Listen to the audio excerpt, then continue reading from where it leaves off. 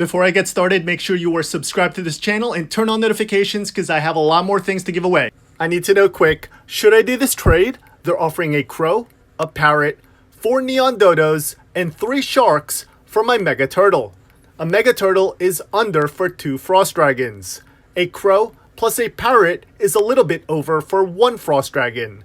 A mega dodo is fair for a frost dragon, but these 4 neon dodos are young in age. So let me know down below what you think. Should I do this trade? Would this be a win, fair, or lose?